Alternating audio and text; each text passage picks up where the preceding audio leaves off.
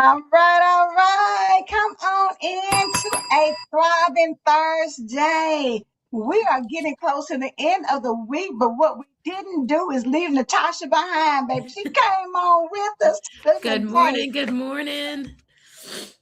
We're so excited to have Natashah be with us, honey, because I'm telling y'all, this week has been literally fire with the conversation. It And we're talking has. about, getting healed for real. We're talking about topics that require you to do a little, self analysis, become a little bit more self aware, to tap into um, healing, like I said, healing for real.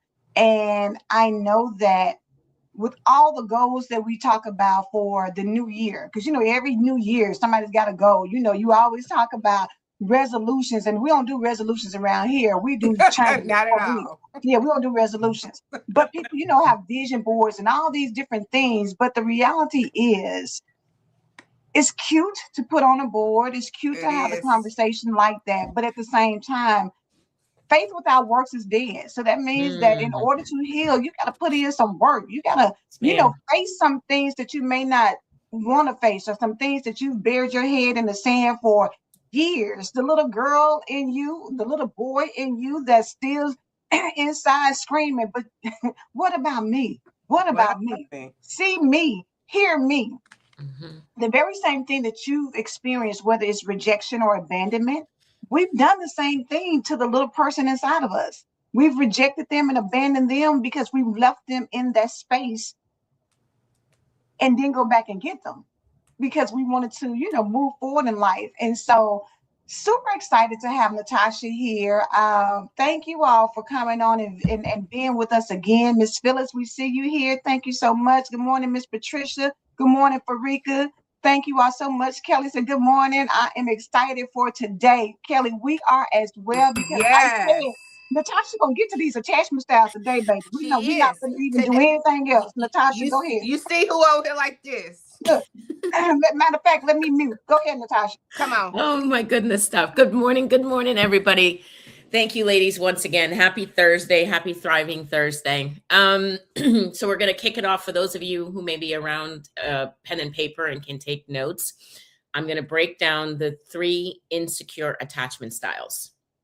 So the reason why this was important to talk about is we were talking about trauma bonds for like the last month with Rev Pat and with Angela and Dr. Sparkle, and understanding that trauma leads to attachment styles, unresolved trauma leads to unhealthy attachment styles, also known as insecure attachment styles, which then leads to something we'll talk about maybe next week if you guys want, called codependency. Codependency is rampant in our nation. We have everybody's looking at the drugs and looking at the alcohol, but that is a behavioral addiction. That is a relationship addiction. It is not healthy in a lot of ways, but we need time to really break that down. But today I wanted us to understand 3 insecure attachment styles that develop when we have trauma and we don't resolve the trauma. Or like we were talking about yesterday, we have the mindset, well, that was in the past. I'm not that person anymore. Let's just go ahead and get up and move on with our lives. All right. So the first one is an anxious and or preoccupied attachment style. Anxious individuals who have an anxious attachment style tend to crave intimacy, but they fear abandonment. So you see a lot of self-sabotage. So the person wants to be in connection. Now, remember, when we talk about attachment styles, we are not just talking about in relationship with a partner. We're talking about intimacy in relationships, because that's what builds relationships and builds connection, is to be intimate. For anybody that's listening out there, intimacy does not mean it's not relative to sex. It's not about being sexual with each other. Intimacy is about bonding. It's about connection with one person to another, right? So these individuals that have an anxious attachment style, they tend to seem clingy or needy because they want to, again, they want love, they want attention, they want to feel like they're part of something. And so they are yearning and craving for that intimacy. That kind of came back to yesterday when I talked about how we find ourselves staying longer in places we don't belong. The intellectual mind tells you, like, we need to get out of this. This is not for us. But yet we can't seem to leave. And a lot of people get very judgy about individuals that are victims of domestic violence. I don't understand why they're putting up with that. I don't understand why they're leaving. Today's conversation is going to help you understand what keeps them in bondage. And it's not as easy as it looks. So again, if you haven't lived it, if you haven't walked in it, I'm going to encourage everybody out there that tends to pass judgment to remove your judgment. The other one is an avoidant dismissive attachment style. This is where we value our independence. So you see these individuals that are avoidant dismissive are highly independent. So I'm going to shatter a few souls this morning when I say, if you are proud about being Mr. or Mrs. Independent, that it does not work in a relationship with another person. Okay. Independent means that I am on an island by myself and I don't need anybody's help. I don't need your help. I'm not going to ask for help. Quite frankly, I can handle me, right? That actually stems from trauma. You actually came from an environment where you had to maybe be the most responsible one, or you had to be the one that took the lead in the relationships. So as a result of that, you carried that through into adulthood and you didn't ask for help because you feared disappointment. You feared rejection. You feared that they weren't going to show up for you. You fear where you weren't going to be safe, where things won't be taken care of. So you're like, don't worry about it. I got it. So that's your avoidant dismissive attachment style. The other one is disorganized attachment style. And this is where they desire closeness, but they fear the closeness due to confusing, or if you come from a very frightening, traumatic experience or from severe neglect. So you'll see a lot of this in individuals who have narcissistic traits, right? We talked about that. And I know you guys want to get into that at some point. Individuals, they truly want closeness at their core. They may not show that to you, but they are so fearful of all of their primal needs not being met, you rejecting them, being abandoned, being shut out, not being loved, not being cared for. And that fear is so intense.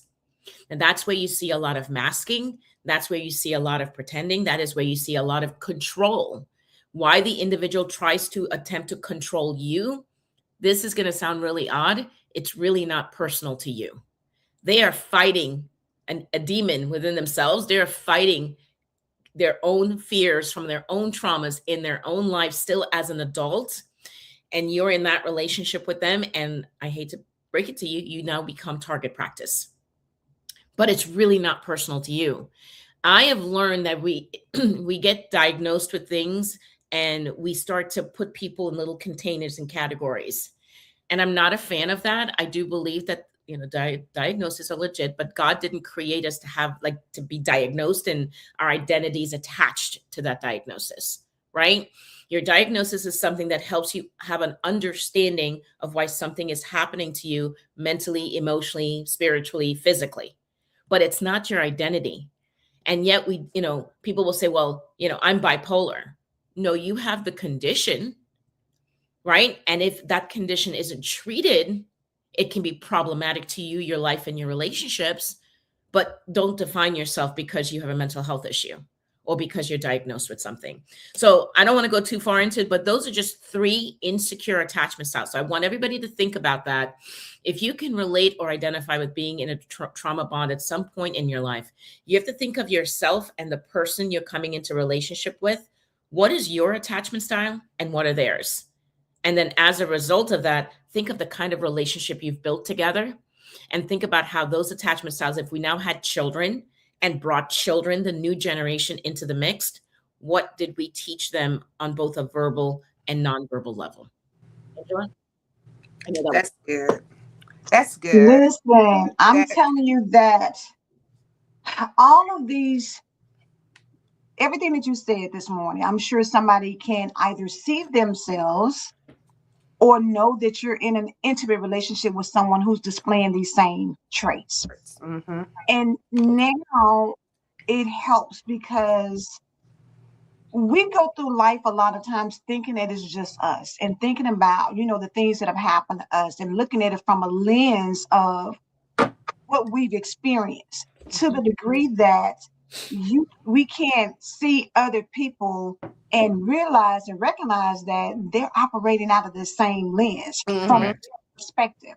So Correct. when we become judgmental, it's like you have no idea what somebody else is. You know what they say, heavy is the crown, or Mhm. is your neck strong enough to handle the crown she's wearing, or imposter syndrome, or people pleasing, or all the things that people do. A lot of times it's out of survival. Yep. Yes. Survival because Yes. you're just trying to make it through life without being scarred, without being broken, without being traumatized, without It feeling that happening rejection again. or yes, and what you see on the outside of somebody that you say, oh my God, they're always so happy and positive. Mhm. For some people, that's a facade. They've Mhm. created a whole nother representative, Mm-hmm. with Another these identity. Yeah. happy To put that's characteristics their just to mask. Of survive through course. that day, and the average person, I know that Monica G used to say all the time, how's your heart? Because Mm-hmm. you can say, Mhm. I'm fine, I'm fine. Oh, it's good. Oh, I'm blessed and highly favored. Those are cliche words that are like deflectors. Like, I don't want you to ask me how I'm doing because if Correct. I get into it, I'm going to break down and cry Yep. and I don't know when I'll stop. So I give you these Mhm. little cute cliches, but I don't really want to talk about what's really going on in my life. So, wow. So you're spot on, 1,000%. And then it ties into Dr. Sparkle when you prayed this morning. You prayed for us, backstage, and you talked about God giving us options, right? And the first thing that came to mind was the power of choice.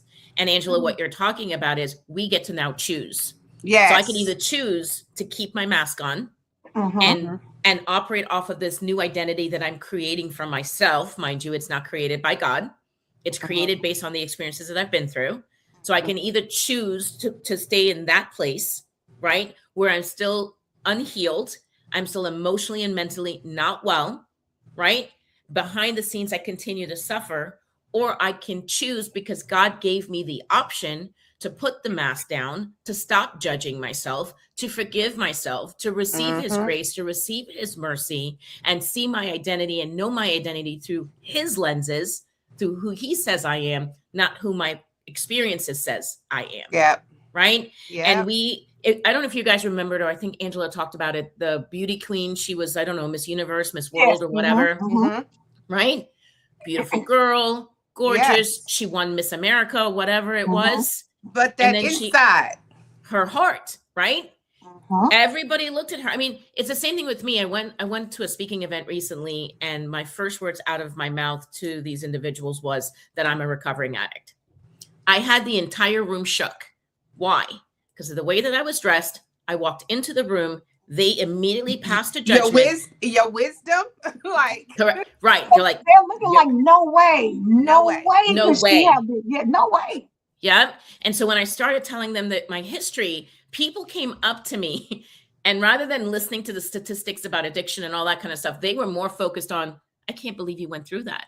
And I said, the only Exactly. reason why you can't believe it is because the minute I walked in that room, you passed a judgment on me to assume that I was something you thought I should be rather than understanding me as an individual. And that is not a right or wrong thing, but we just have a tendency to do that in life. We look at people and we draw this conclusion, but we don't have the facts. And I have Yeah. always said At all. that unless you've walked in someone's shoes, Then you you don't have know their shoes. you don't know their But shoes, and you they And say you might don't couldn't judge a even book by its cover, but at the same time, we do all the time. You take a look at somebody, and let's go further than that. Not only how they present themselves and how they look, but you want to know, where do they live?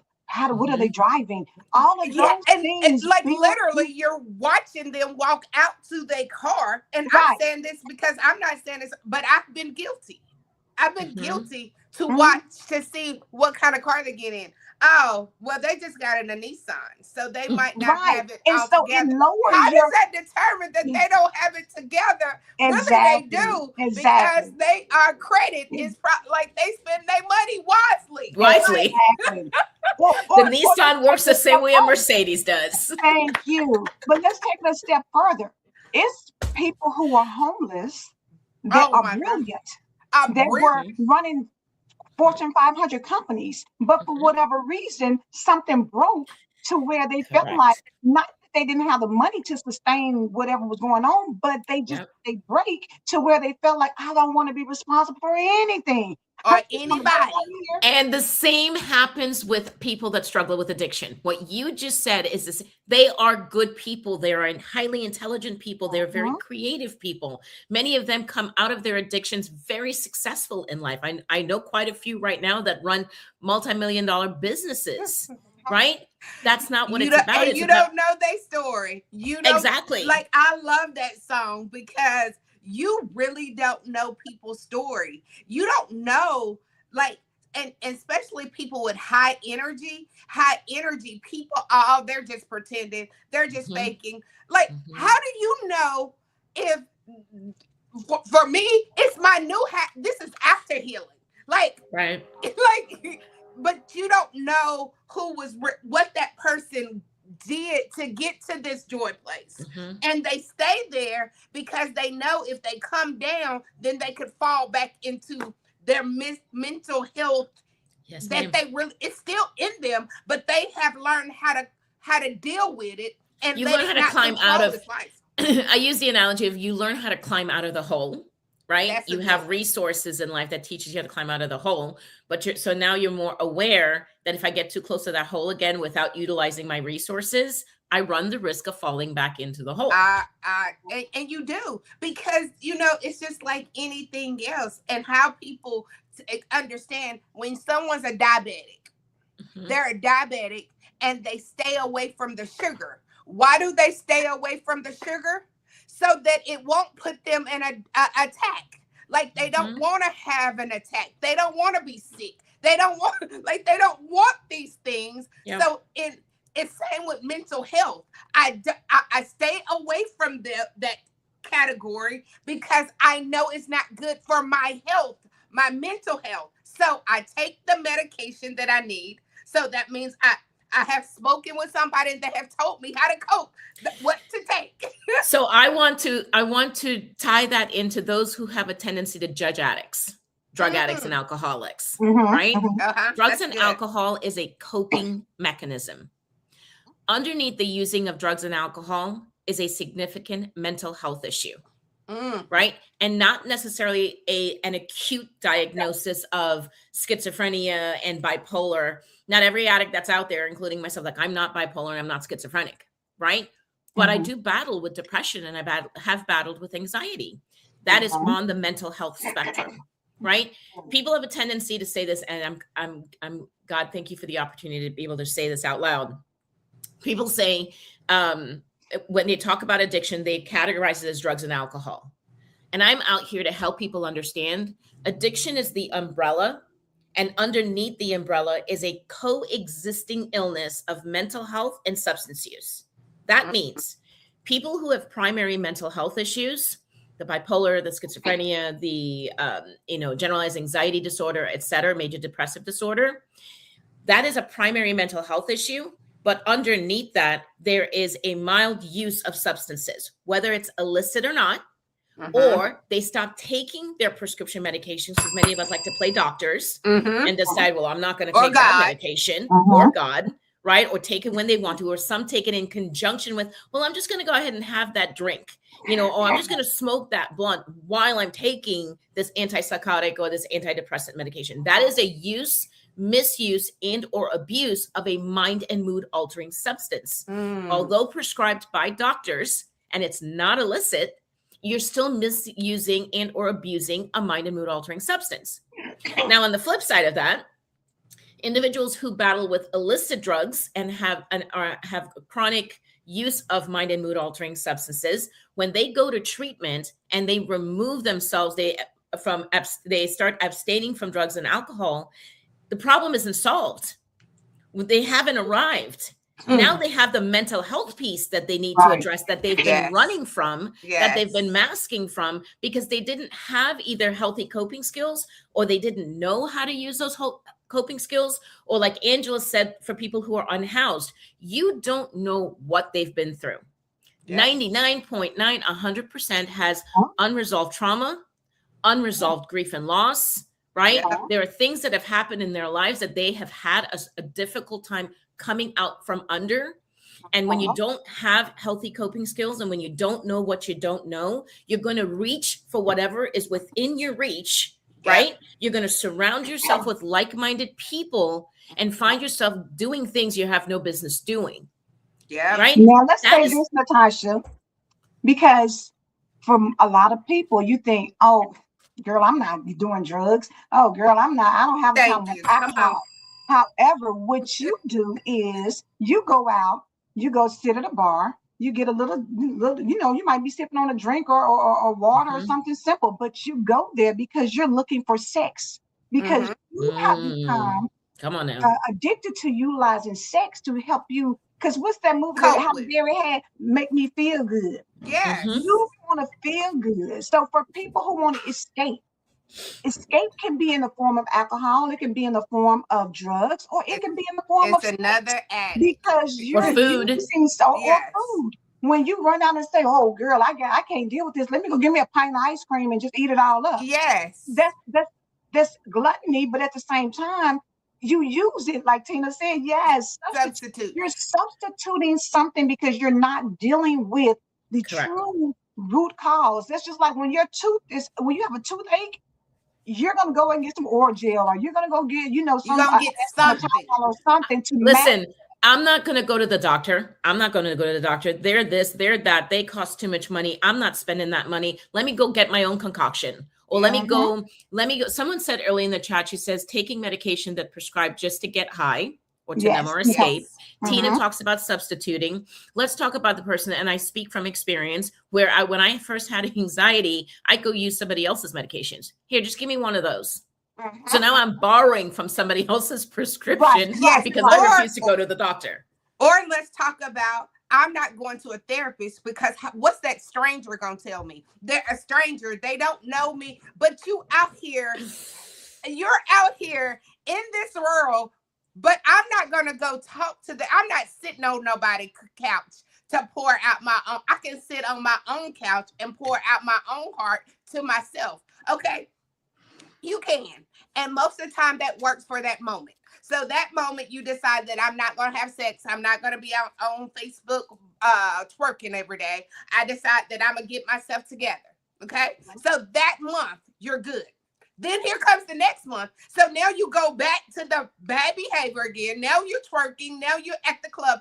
And I mean, twerking, if that's your thing, that's your thing. Like everybody has their own thing. But I'm saying, where is it coming from? It's a root from it. It's a root from it. You got to pull that root up. Like it's still like your book's stating over and over. Where did the root? It's a root cause to it all. Like you To didn't just wake everything. up and decide. Everything has a root. Everything Regardless of whether you does. believe it or not, Yep. everything stems from a root cause. And this code says sex, attention, men, shopping, sugar, All of it. all addictions I have or am battling. And Nicole, I've Nicole, been there. Me the too. reality is most people are dealing with the exact same issues. They Yep. just don't see it as such. You know Well, what I'm and saying? and I would say, sorry, Angela, I didn't mean to cut you off. Go Sorry. Finish. You can finish your thought. My Go bad. ahead. So I'm just glad it was you. I just, I just wanted to give Nicole some hope in what she just said. The fact that you're willing to acknowledge that you have these problems, you are one step ahead than many people who, like Angela just said, there's a lot of us out there that have it and just sit here and deny, like, that ain't me.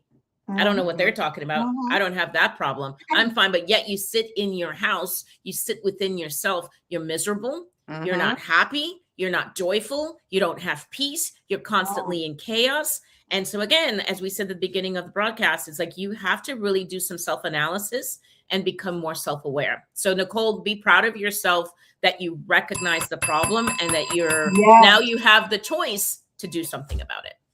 Nicole, I have a question because when you was going through the 3 insecure, anxious, avoiding, disorganized, can you have more than one? Because I was relating to all 3 of them. I'm All sorry. right, you said Nicole. Are you asking the I'm young sorry. lady in the chat or me? Natasha, I'm sorry.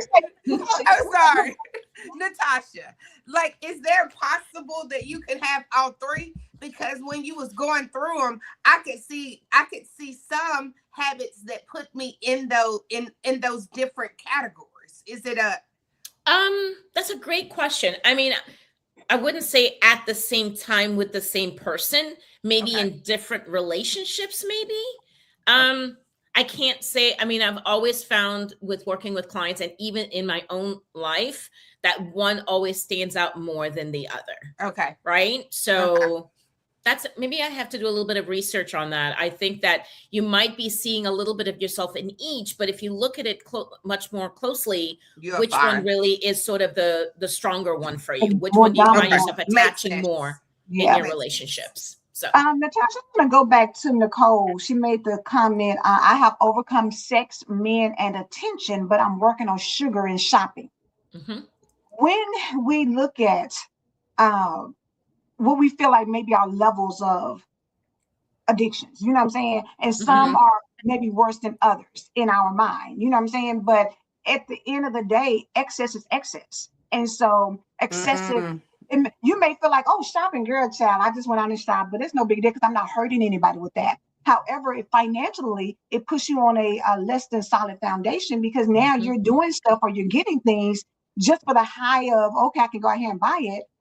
So is it the fact that she's overcome the sex, the men, and the attention, which we feel like may be more detrimental because sex could open up to some type of disease or different. Do you know what I'm Yeah. saying?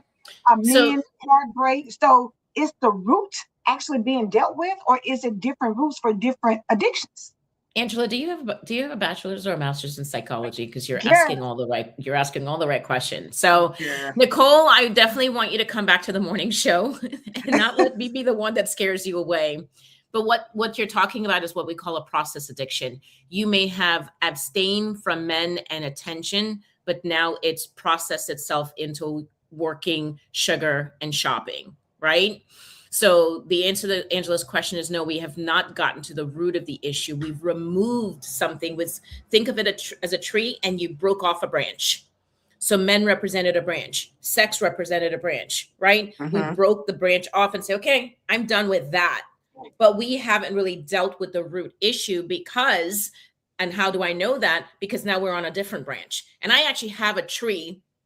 It's an illustration of a codependency tree that help us see how the root issues we have are buried in shame, neglect, abandonment, and Mm-hmm. enmeshment, right? mm. That's Say it really what all of read it, say it one more time, Nicole, Yeah. Natasha. shame. You guys are going to give me a whole new name now. I know, Everybody's right? calling me. Natasha, Nicole. I love it. In high school, they used to call me Shaka Khan. So, Oh, I can see but that.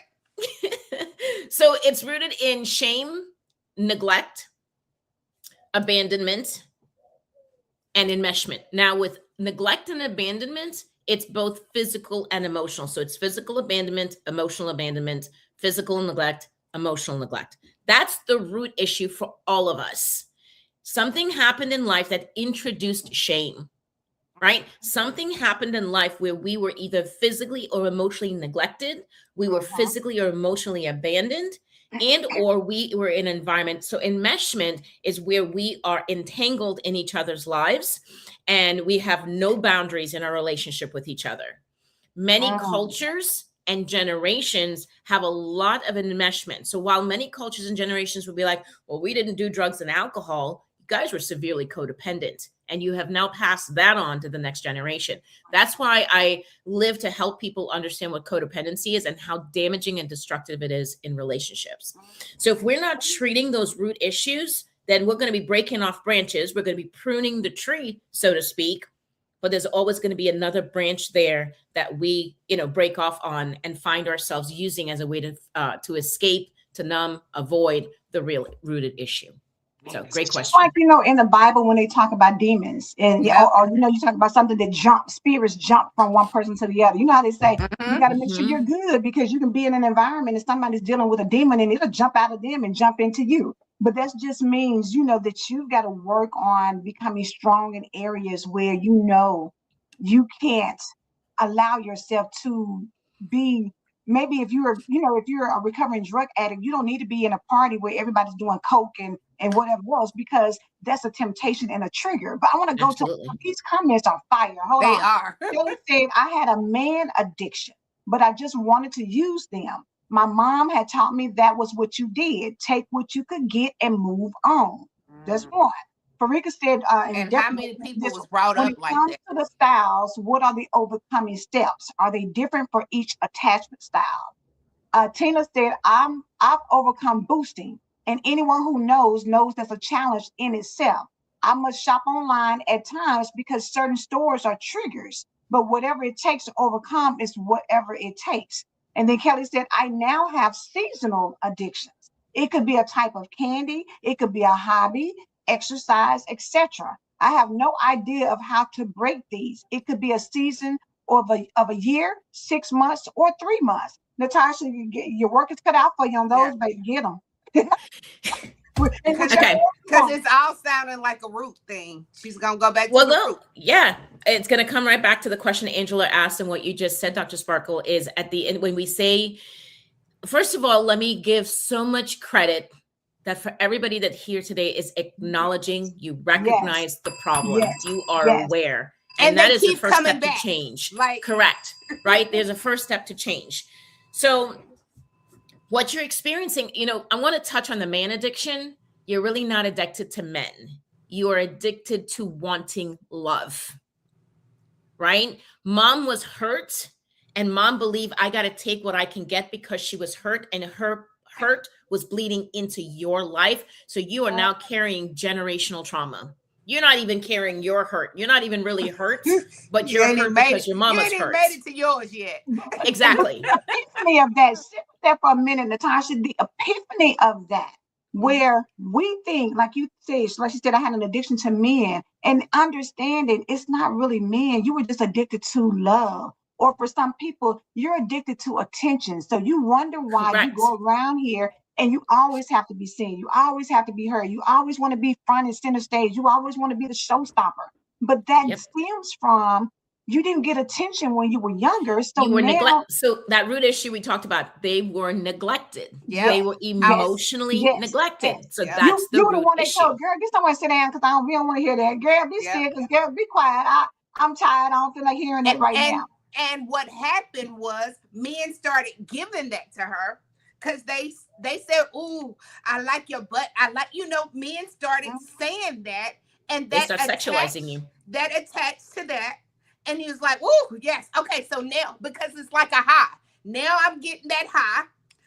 Like, let's talk about it. It's a high. It puts you on a high for a moment. It gives you. Don't start popping because you're.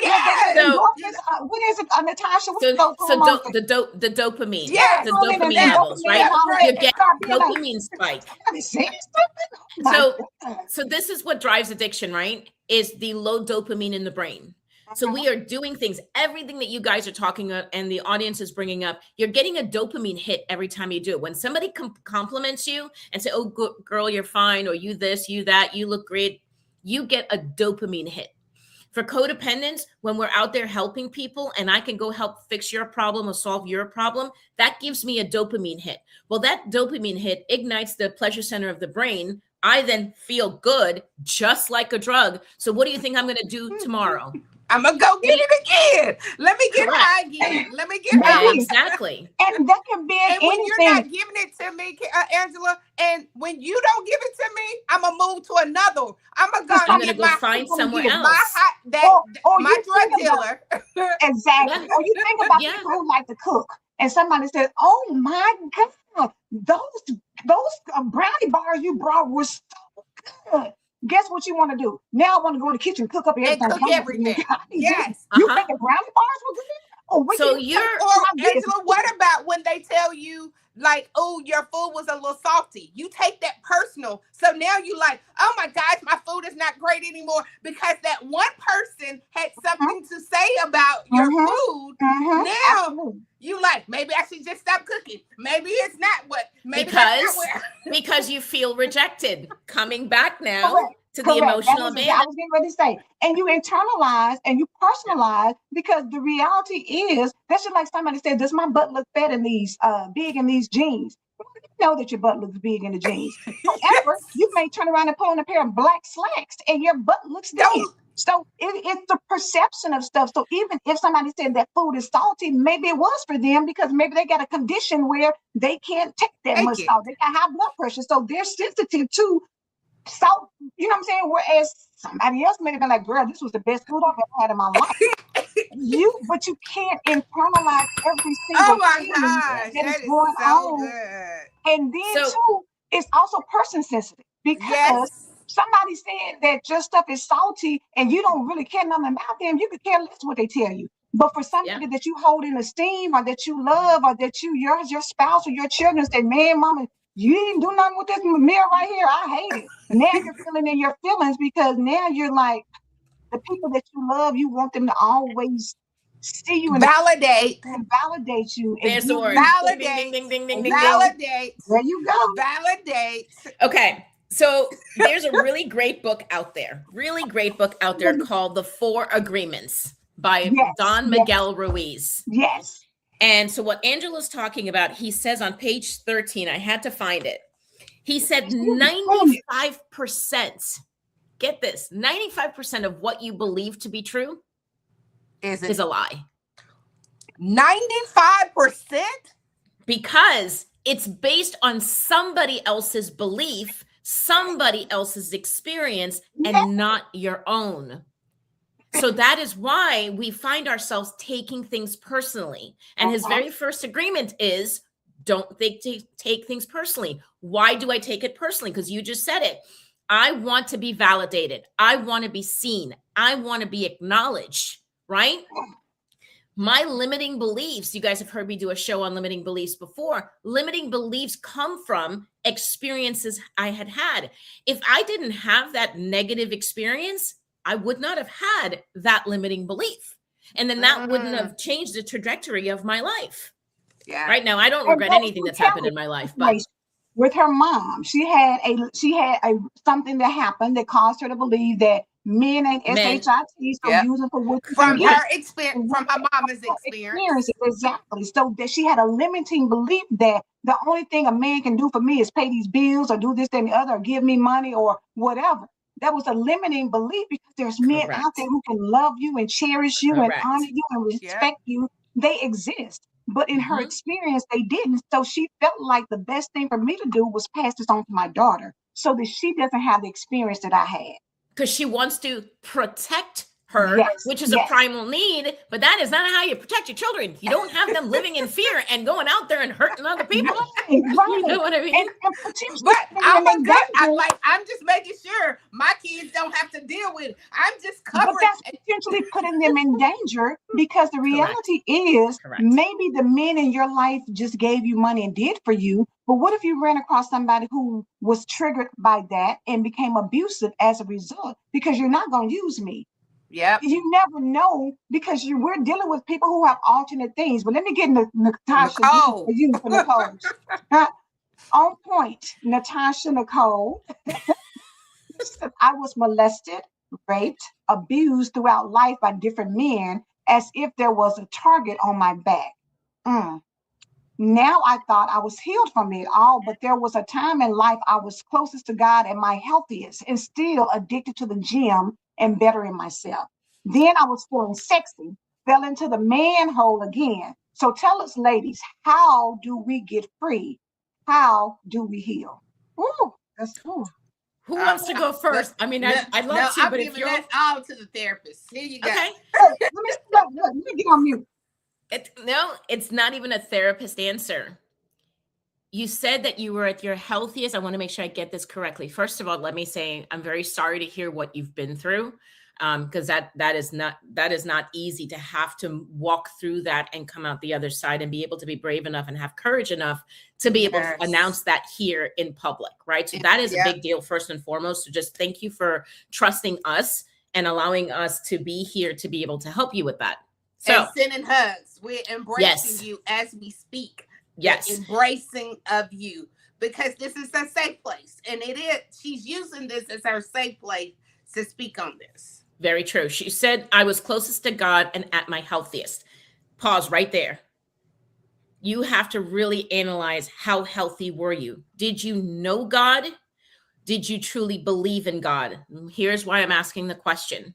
I can know something, but if I don't truly believe it to be true, then that's going to show up in the way that I walk out in the world, right? I always say what I believe to be true manifest in my footsteps. And this kind of comes back to, like, I can go to God and I can surrender some things to God, but if my worth and my value is still tied to the things that hurt me or to the things that are external of me, then I'm not able to heal the way that I need to heal. The reason why you found yourself back in that manhole, because although you knew God, your worth and value wasn't tied to God. You didn't understand or learn that your identity is in Him, not in those things. So you started going to the gym, again, getting that dopamine, getting that adrenaline hit, started feeling good, started feeling better about yourself, which is not a bad thing, but people can get addicted to that. We grow dependent upon that because of the way that it makes us feel, right? So now you're taking care of the exterior. You're looking good, you're feeling good, which is good, but still there's that root issue now where there is, what's coming to mind is there's shame around all the things that has happened to you, which diminishes your worth and your value. So although you look good on the outside and although you feel good, and yes, you have broken free because those traumatic experiences aren't happening anymore. And that's amazing. And that's wonderful. There is still shame at the roots that we need to be able to go before God. We need to also ask for forgiveness. And that's probably going to be another conversation for another day, because you're going to probably say to me, well, I'm the one that was the victim. Why do I need to forgive myself?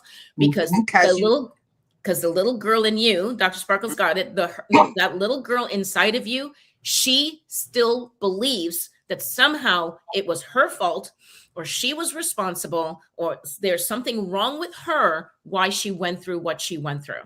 So we have to release the younger version of selves from that pain so that we can truly move forward and really believe that our worth and value comes from our identity in the God that we believe in, and not in the things that we have been through. I hope that answered the question. Baby, that was a good. That was all God. That was the Holy Spirit. Now, I love, like, even though God sent us to school to get education and get wisdom, right? But God, the Holy Spirit still gives us what we need at that moment. So you gave her all Holy Spirit. Like, she couldn't go to a book and be like, okay, unless she go to the Bible, and the Bible's going to say that. So I understand, though, because we all have been in different places with God.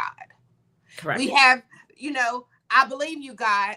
And to me, it was just a saying thing. It was a popular, like the song says it, and that adaptation. Okay. And not that I'm not saying that you never believed God, but at some point you keep, and I know it's because He gives us capacities. I'm going to challenge that, Dr. Sparkle. I'm going to say we don't believe in God when our actions don't follow suit. What you believe to be true manifest in the way that you walk. How can I say, and I said this to a client yesterday, how can I say, yeah, I have faith in God, but I can't sleep at night. I'm not eating. I'm excessively worrying. I'm obsessing. And I now don't, and I'm kind of stuck wanting to fix, manage, and control. If I have faith, and Rev Pat talks about it all the time, if I say that I believe in the God and I know what my God can do for me, I could be able to get up, fix my crown, and walk out the door and face life and do whatever needs to be done. Continue to serve the Lord the way He's called me to serve, because I know He's got whatever it is whatever baggage I have that I've laid at His feet. He has. So I want to challenge that in a very respectful way to say that, because it comes back to the cognitive model I've done. If what I believe to be true draw a series of emotions, that's going to then drive behavior. So if my behavior isn't where it's not aligned with God and what God wants me to do, right? It's because I still have unresolved emotion and I'm still believing something that's not true. There's still a limiting belief that exists there. There is a lot of individuals out there, and it may or may not apply to the women that are in this chat today, where they've gone to church, they read their Bibles, they know God, but many I've discovered have resentments toward God, because when I was going through what I was going through, the first question is, where were you? Were you even there for me? And I'm speaking from experience. I have been there. Kelly said that in the comments yesterday. I want to think that's who it was. She was going through something. She was like, where was God in the midst of that?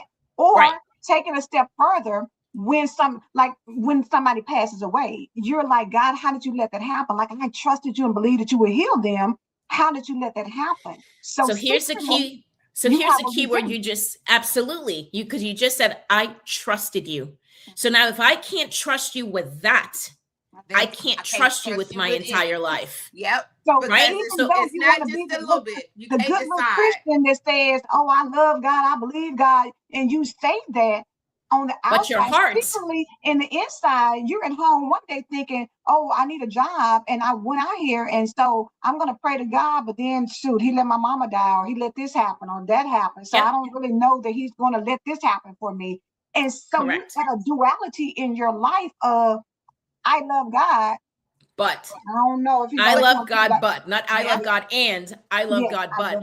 And I learned in early recovery that I keep getting in God's way, and I keep taking my will. Wait a minute. Need to Stop control. Right there. I keep getting in God's way. Like how? I mean, we don't have enough hands to raise up to say, I keep getting in God's way. I keep getting in His way. Oh my God, that one right there. Well, it comes back to what Angela's just saying. If I now inside of me, not confessing that to anybody else, but inside of me, I'm like, I don't know about you, God. Like, I know you show up sometimes, but you didn't show up all the time. So I'm not really sure if I could trust you on this. I'm going to give it to you. But when God doesn't answer right away, when God doesn't show up the way we expect Him to show up, right? When He doesn't deliver on the things that we think He should be delivering on because we want it and we want what we want when we want it kind of attitude, right? We now like, you know what? I'm going to go ahead and fix, manage, control, rescue, problem solve, and or enable because you're taking too long, right? And I'm speaking from experience. Run to the rescue of everything. Oh, something happened. Let me run to the rescue because you don't trust God to work out the situation. Yes. So you run to make it happen. Oh my gosh. When I say this needs God to be on situations where He's not even wanting that to happen. What if it wasn't your job to run and make sure that your child X, Y, and Z, maybe they needed that lesson in that moment to make them a better individual in life. Yes. But because you running around making sure Sally and Johnny don't get this X, Y, and Z, now you have stunted them in a way to where when they get older, a situation is going to occur and they will not know how to handle it, and you won't always be around.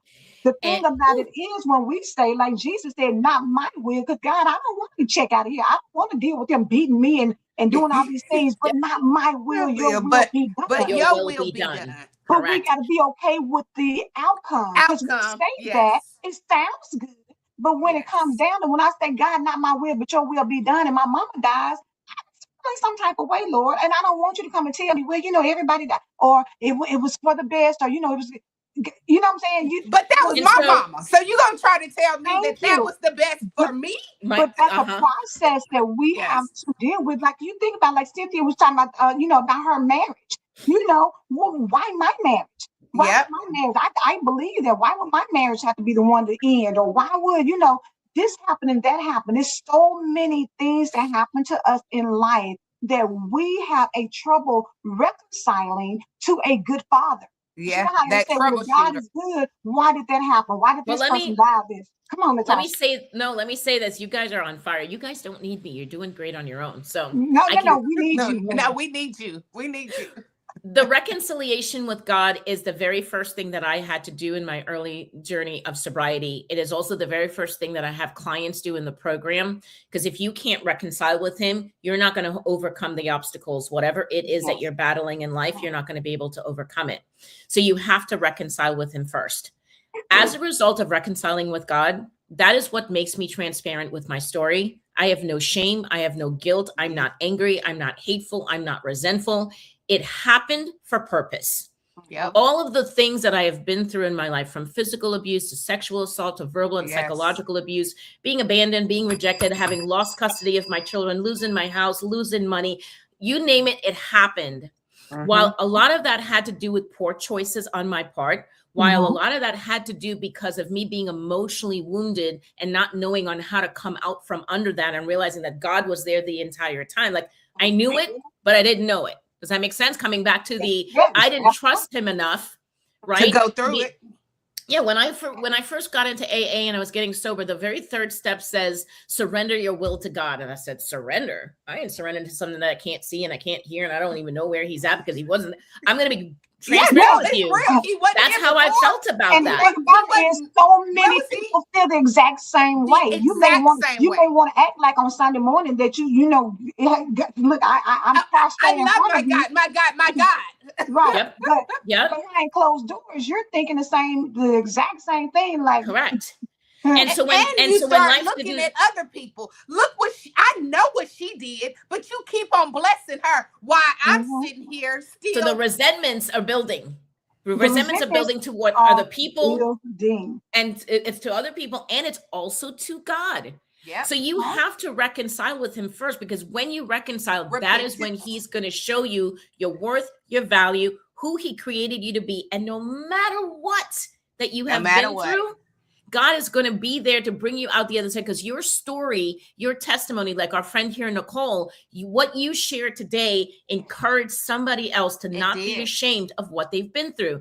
So you had to go through what you went through to be here today, to tell a portion of that story, to be able to pay it forward to another human being. So at the end of the day, all of that bad stuff was not in vain. But the question lies, which Angela said, are we willing to sit back and wait and let God do what God knows to do? That's the ultimate question. It's that out. Go ahead, Parker. It's that wait, though. That wait, because in their mind, the wait is their time clock. Like, they still have on their clock. Okay, it's been 3 months now. What's going on, God? Like, you told me to wait on you, and you're so busy of still talking about, but when is it going to happen? When is it going to happen? That you have skipped all the assignments that he had for you in this wait, because you're still focusing on when is it going to happen. He said it can't, because everything I've been trying to get to you, you're still talking about, but come on, God. Come on, God. When is it coming? When is it coming? I still trying to prepare you. The reality is, what if it never comes? Are you okay with that? I still love you, God. And that's the thing, because let me say this. Yeah. We talk about the Job. Everybody always wants to talk about Job and having the patience of Job and all the things that Job went through. The reality is, when Job was going through what he went through, the devil said, what about Job? And I mean, he came and God said, have you considered my servant Job? God said, do whatever you want to do, just don't touch him. Yes. He had faith. So if you trust and believe God, you have to understand that Job was attacked, baby. He lost his family, children, all that. Everything. God restored. But see, the thing about it, that we forget to say that if you lose your child now, that doesn't have anything to do with me having another child later on. Maybe I'm going to have joy, but what about the one I lost? What about the family I lost? What about the finance? Like you said, Natashah, I lost custody of my children. I lost my home. I lost my car. I lost this. I lost that. But 10 years later, I got all of that. I got all of that back 10 years later in full abundance. And it came off the heels of me surrendering my will in those 10 years and serving him and being more obedient to him over the course of those 10 years. My kids finally grew up, and and I understand people lose their children. There's so many people out there that can't have children, but there's so many other children out there that need a home, that need a family. Yes. We have to get out of the mindset of how we want it done, and realize that God has a greater plan for us. Nicole said, I struggle to reconcile when I hear or see a child being abused. Why, God? I don't understand it. I really wish we had more time, because the reality is, when we know the power of God and we know what God can do, think of what God did in all of us that are here right now listening to the show, and what you've been through. Look how God is using you and using what you've been through to help another person. We don't like Exactly. the abuse that's happening in the world. Yep. There is a fleshly person on the ground here on earth that's hurting that child, right? And you may say, well, God's allowing it to happen. God also has a plan for that child, and God will use that child, even in loss. And this is a very sensitive Mm. subject. Even in loss, when we lose people, whether we're ready for it or not ready for it, Mhm. it can be used for greater purpose. I know a woman right now who lost a daughter many years ago due to addiction. That woman is out there on a crusade, educating people, using her daughter as a light to help other people get educated and aware about addiction. So God is although it's a still gonna come loss, through. And he's she still God may is coming never still through. have like, done that had the situation not happened. And the reality right. is, it's going to be things in your life that are going to happen that you will not like, because that's just because we're human. We are Mhm. we are conditioned to getting that opportunity to have some things and enjoying it and never wanting it to end. If the world were to say, we're going to stop producing whatever your favorite thing is, you're going to be disappointed. But guess what you're going to do? Move Find on. another. You're going to still continue on with your life. The quality of your life depends on whether or not you say, God, not that why did you do this, but God, thank you for giving this to me for the people, because it wasn't mine to have anyway. You Yep. loaned it to me Yep. because I'm only here for a specific period of time on earth. And once you can get that in your system, I'm not saying it's good. I told you my mama's birthday was yesterday. My mama passed away in 2000. This is 2026. And I still can cry and say, I wish I can call my mama. I wish I can see my mama. I want to talk to my mama. But God saw otherwise. And I can say, see people all the time who don't even like their mothers. Why did you take mine when they don't even want theirs? Mm-hmm. But at the end of the day, what he has developed in me as a lack of not having my mom, where he's brought me to, has enabled me to be able to share some things or pour out my heart or help somebody else recognize that, Amen. okay, maybe I can have the Amen. strength to do it too. You never know, but you got to be able to get yourself to a point where you are okay and you know that you're okay. And you Yeah. understand that even when God does things that we consider bad, in the grand scheme of things, it's honestly not even about us. The It's things that not. happen in life are all about Him. And when you get that in your head, anything that happens to you doesn't have anything to do with you per se. Yes, you're here, but Yeah. it's not even really about you. It is Listen, all about the glory of God I at say the end of thank the you day. now when God take things out of my life, when things are Mm-hmm. removed, whether in the Mm-hmm. physical sense or, Mhm. I lose Mm-hmm. someone or something, I say thank you. Now, people will Thank say, you. well, why are you saying thank you? Because Mm-hmm. God, I love Jeremiah 29:11, for I know the plans I have for you to give you hope, Yes. future, and for you to prosper. If I truly believe that, everything he gives and everything he takes, he is doing it for purpose because he sees the way. He knows ahead of me things that I And cannot see with my eyes. Right. So I have to thank him even in the storm. And I'm going to tell everybody who's hearing this today, I wasn't this person 15 years ago. I was bitter. I me was either. resentful. I was Yes, angry. Yes. exactly. I wanted to I wanted to set the whole world on fire because I made it And about let me. it And like, just burn. absolutely. And like when Angela That, said, it was always about why me? And, why is this happening to me? Now I say, okay, first of all, thank you for what's happening, given or Mm-hmm. taken. And what do you want me to learn from it? What is the Yep. lesson that I need to take away from that experience? And that that part. changes the game, changes my perspective on life. And I deal with things. That's saying that it's like Angela said, it's not that it's not painful. I'm Mm-hmm. still human. If you cut me, I bleed. So I have feelings and I'm going to cry about it, be sad about it. But I don't hold on to those emotions like an anchor to my feet anymore, where it paralyzes me from truly living the life that he's called me to live. And that's what the Now let's go program to is based Kelly's on. comment. I have not heard of sozo, Kelly, but she Neither. says a biblical healing between you and God, Jesus, and the Holy Spirit. So that's something for us to, look into for Yes, I sure. haven't So thank you either. for sharing But Natasha, I love that you say that because learning to say thank you was a taught mentality. that. Like you didn't like And it's a that's what I it think shifts. about God. That's what I thank God for his patience. He is so patient Patient. with us. Oh, Yes. Yes, yes. Yes. because if it was us, it would be another story. Like I told you not to touch it and you keep on touching it. So I'm gonna cut your hand off and go about your business. But he's so patient because the way to say thank you now and to really mean it in your heart is a total different mind change. But I'm telling you, these people are blowing up in the comments. I I don't love know. Miss Phyllis's comment. She said, "Thank you, Natasha. You broke it down. My life experiences brought me to fully get out of my own way by aligning my life totally to God's will. I believe God for my purpose in life. Jesus is truly my Lord." Nicole says, "Oh, yes, and God blessed her in her mission for her daughter. I am on a crusade right now for my sister that didn't survive all that we went through. She died of drug overdose in 2022, and just now, like literally yesterday, am I finally able to speak publicly about it to help others? See my campaign on my page and please help." Nicole said, "That's good, Natasha." Angela Sparkle, thank you all. And thank you all for being here Absolutely. with us. We are at the top of the hour, and so y'all know we can We really are. be talking about this.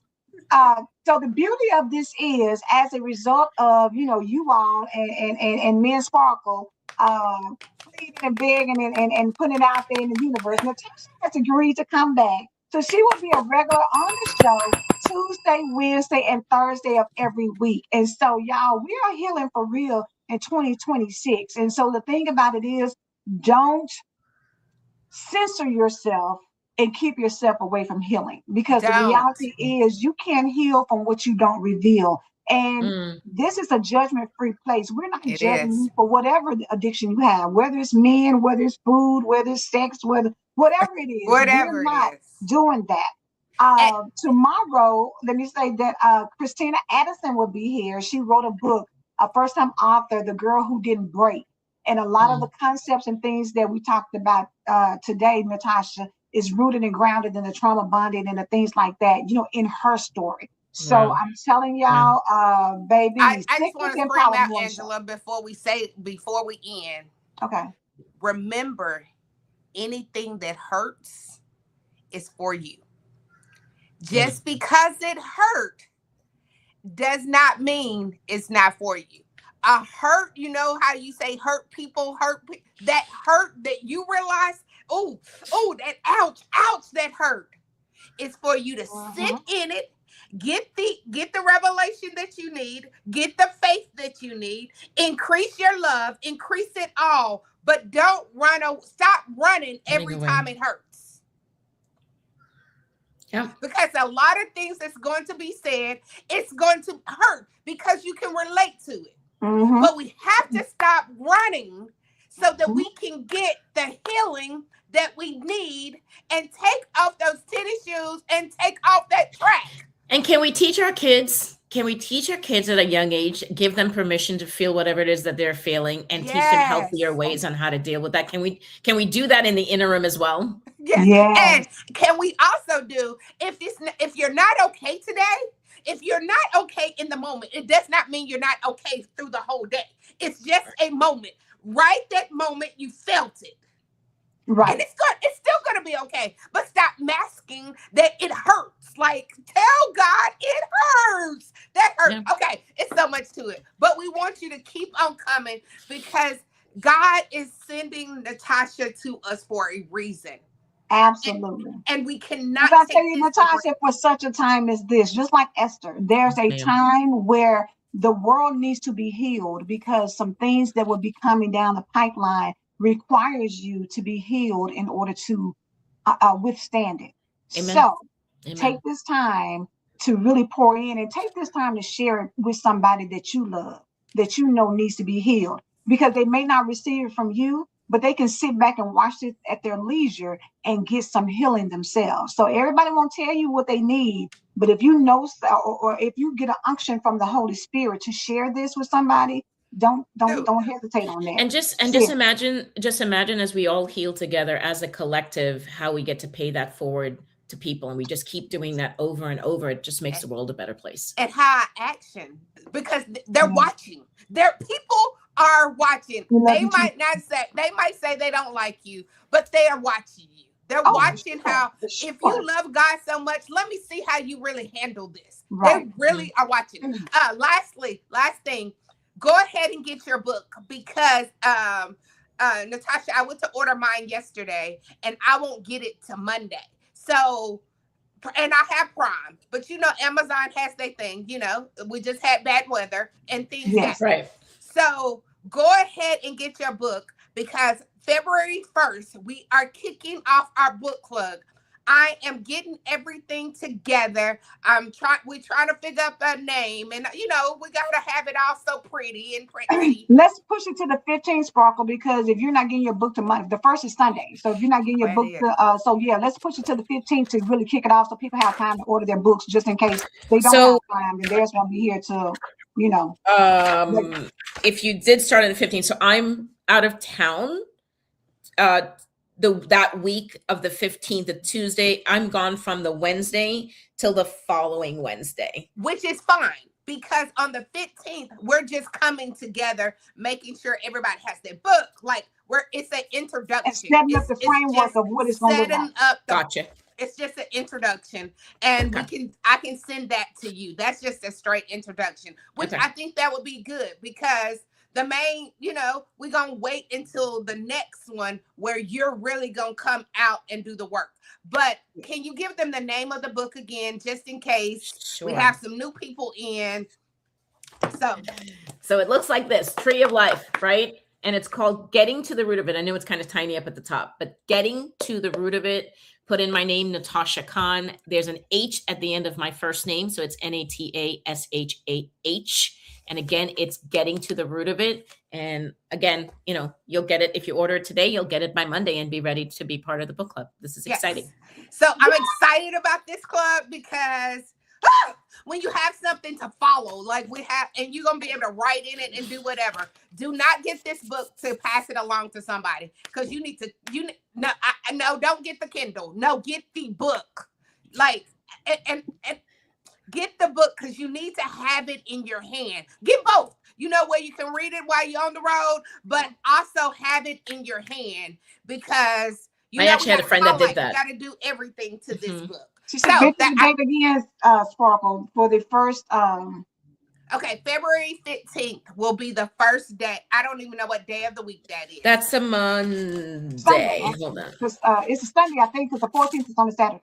Oh, yes. The 15th is a Sunday. So it's the 15th, and we will always have it will be the 1st and the 15th. So that you can always remember on the 1st and the 15th is our book club time. That's the time that we're going to dissect and break down, but we will break all that down on the 15th. Yeah. The whole point right now is get the book. Get the book. Get the book. Get the book. Get the book.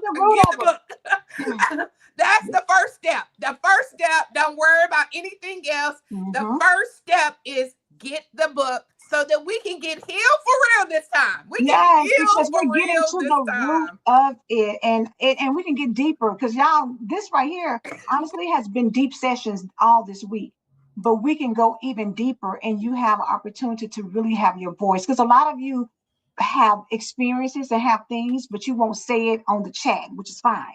But when we have the book club, we can actually have deep conversations and really share some things that can help. So we need to get out of here. Reverend Pat is on sabbatical this week, so no daily devotional after this. Come back tomorrow with Christina Addison so that you can enjoy her being here and support her as well. All right. I believe God. Do you believe God? We believe God. We believe God. We love you. Have a blessed day. Bye, everyone.